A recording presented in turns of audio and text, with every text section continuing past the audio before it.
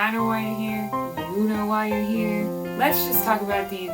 Let's talk about 10 D&D tips for new players, and if you stick around till the end, I'll have a bonus tip that is from one DM to players.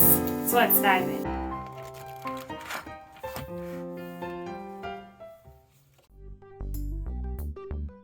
Tip number 1, build a smart character.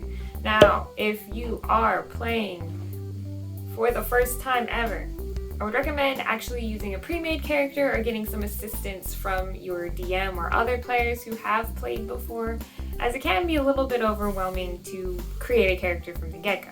However, when you are building a character, you want to make sure your character is smart, meaning that it fits well with the rest of the people in your group, as well as is something that you can easily play, that you want to play. If you're having trouble coming up with ideas for a cool D&D character that you'll actually enjoy playing, think about some of the things that you like. Are there any superheroes out there that you think would make a good D&D character? There are plenty of things in pop culture today that you can take and put into your own campaign and transform it into something awesome. Tip number 2, learn your character. That includes its class, how it advances, and also what are your goals as a player, as a character? Because those might not always align. So obviously you want to have a good handle on your class rules. Your DM will help you with this, but if your DM is also new, or if you want to help your DM out so they don't have to remember all 6 different character classes, then you should probably have a good handle on your own character. This includes leveling up, look ahead, see where you might want to go with the character. Do you really want to multi-class, or do you want to hold out to be a really cool archdruid at level 20, which you may never get to? But also think about your goals as a player. Do you want to play a cool warlock just because it's freaking cool? Do you want to play a really cool monk and beat up everybody you see? Okay, but does your character enjoy beating things up? Maybe, maybe not.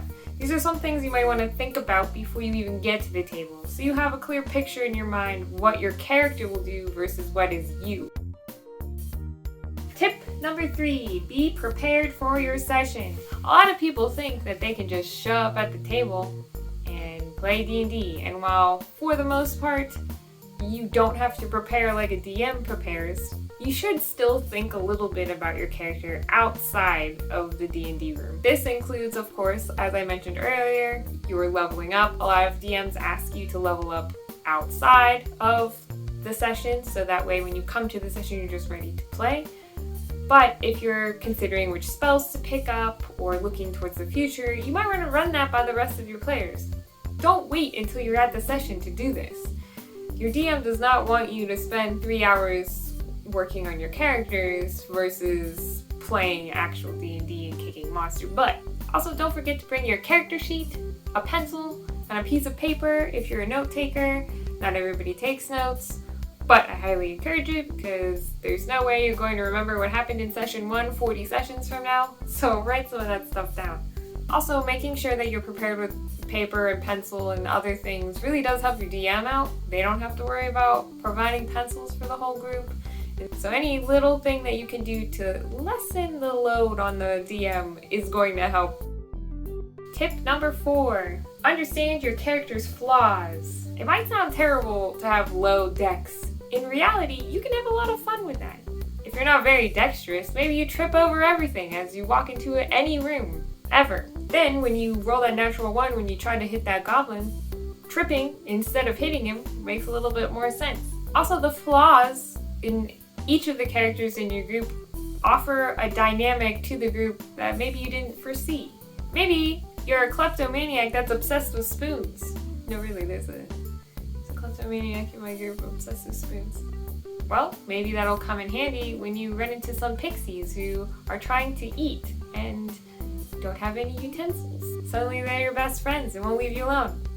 Who knows? Your character's flaws are what make your character a little bit more memorable, so play them up a bit. Tip number 5, don't be afraid to make mistakes. Everybody has been nervous at the table before. Everybody has to start somewhere, and anybody around the table will remember those first game jitters. Don't be afraid to make mistakes, to ask for clarification of rules, and things like that while you're at the table. It's like anything else. Practice makes perfect. Tip number 6. Don't get hung up on the rules, especially if it might take away from the gameplay. Unless everybody's really invested in figuring out the rules, don't let the rules stop the flow of the game. That really takes away from the immersion of the role-playing. In general, at least at my table, I tend to go with, if it takes longer than a minute to look up, it's not worth looking up. You can always check any rules later. If you are really concerned about playing your character correctly, you can always write a little note down, hence that piece of paper and that pencil, and look it up after the game. Tip number 7, cheer on other players and let other players be in the spotlight. Remember that you're not the only player at the table. While you feel like the main character, you're not the only main character in this story. So you do have to let other characters get a little bit of the limelight. Remember that this is cooperation, not a competition. Ask others what they think about your character, how they think you're playing your character as well, as that can add a little bit more to the role-playing. Tip number 8, avoid metagaming, which is a little bit of a broad topic and we could spend a long time talking about metagaming in general. This boils down to what your character knows is different than what you might know. Being a gamer and a DM, I know in general that a skeleton is weak to bludgeoning damage. But my druid, who grew up in the middle of a forest, never exploring any dungeons, never having to deal with the undead, would definitely not know that. She would try to do a lot of other things, like slashing with her saber-toothed claws or things like that before she realizes. And every table will have a different version of metagaming. It's kind of hard to separate yourself from your character completely after all. Another example of this would be your party splitting up in town. Part of them goes away to a tavern and they hear a bunch of rumors as people are talking about an execution. And that part of the group wants to talk to the mayor about the execution and see if they can stop it. While the other part of the party has already gone to the town hall and is talking to some of the guards there, but hasn't heard anything about the execution, they wouldn't know to talk to the mayor about the execution or that the group in general wanted to stop the execution. Think of things like that. If your character isn't there, they wouldn't know. Tip number 9, talk. Talk to your DM, talk to the other players, talk at the table. So the biggest thing about role-playing is communication. You're telling everybody else what your character is doing. So keep that in mind. What would your character do in this situation? Instead of saying, I want to make a perception roll, ask your DM, what's going on in this room? In general, act out what you want to do instead of just saying it. So instead of saying, I cast Fireball, you can do what Liam does in Critical Role and say, I pull out these components and mash them together to form a fiery mass in my hands that I chuck into the field. It's a little bit more immersive that way. It gives in more to that role-playing aspect of D&D. And it helps really build some visuals, especially when you're playing with just teeny tiny miniatures or no miniatures at all. Tip number 10, be creative and have fun with it. Do you want to have a druid that only turns into cat shapes because she's obsessed with cats? That's legit. Do you want to sing poetry and lyrics to all the beautiful girls you see on the street? Be a bard. But have fun with it. Change it up. Maybe you only sing those tunes to tieflings, which is a little bit racist, but hey. And now for the bonus tip, tip number 11. Remember that you're a part of a story, so you want to help your DM along with the story.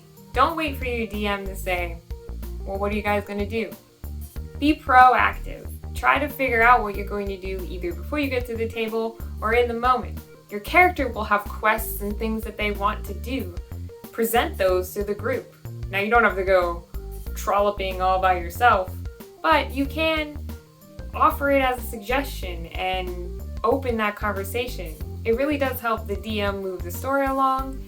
Helping your DM with the story makes them feel like you really are enjoying it and want to be a part of the story. it just makes it more fun for everybody all around. Alright, well that was 10 D&D tips for new players. If you like this video, thumbs up and then hit that subscribe button for more. It really helps me. If I hit 100, I can finally change the name of my channel to not be a bunch of googly gook numbers up top. That would be exciting. In the comments, leave any other tips that you, as a new player, wish you had known. If you want to support this channel in a financial way, I have a Ko-Fi link. You can buy me a cup of coffee that I desperately need, please. And I also have a link to the shop where you can purchase any of our notebooks. That's an obligatory plug right there. See you in the next one. Bye guys!